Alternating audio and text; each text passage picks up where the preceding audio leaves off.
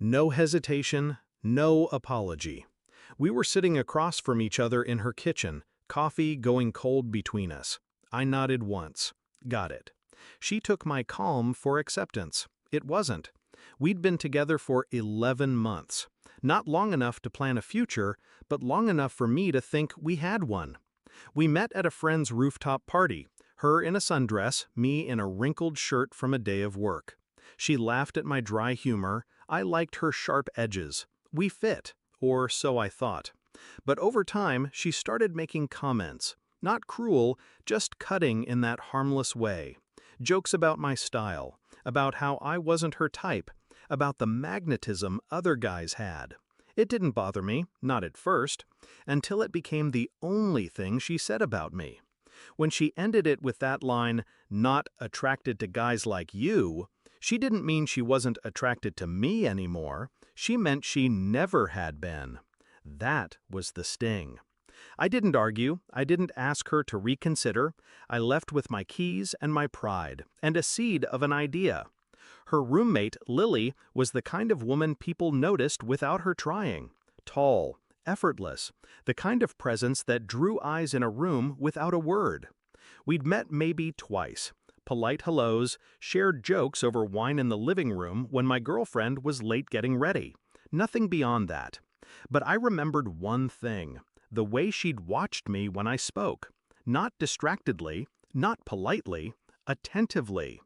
2 weeks after the breakup, I sent Lily a message. Simple, neutral. "Hey, I'm organizing a small get-together this weekend. You should come." She replied in under a minute. "Sounds fun."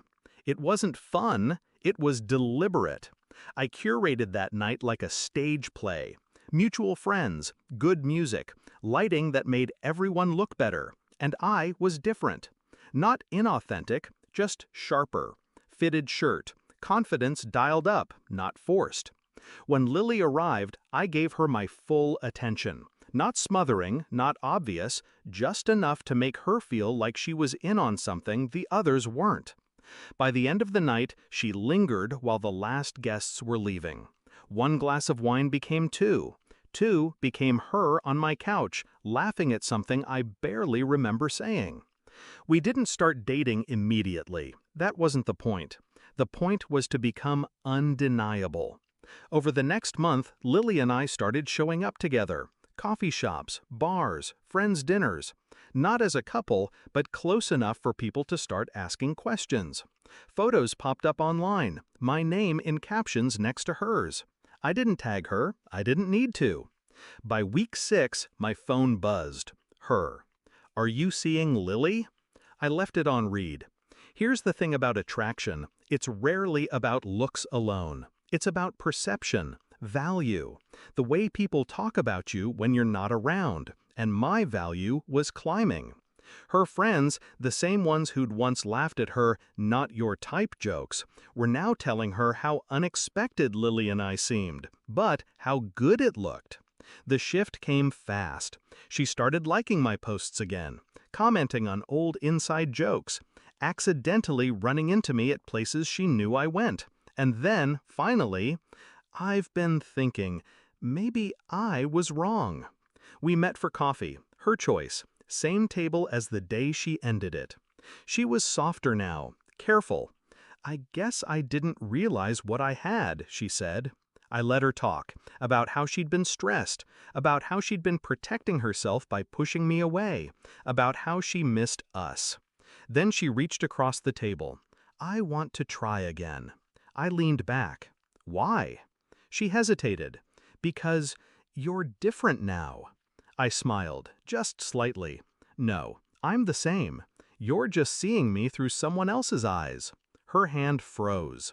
I stood, left enough cash for my coffee. "By the way," I said, "Lily's not my girlfriend. Never was. But she likes guys like me." Her face shifted. Confusion, realization, then the sting. I walked out before she could answer. It wasn't about Lily, it was never about getting her. It was about showing her that her approval had never defined my worth, and that once she saw others value me, she'd realize too late what she'd thrown away. People think revenge is loud. It isn't.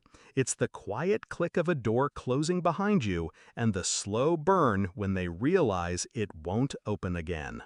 I didn't just make her want me back. I made her understand she never gets the chance.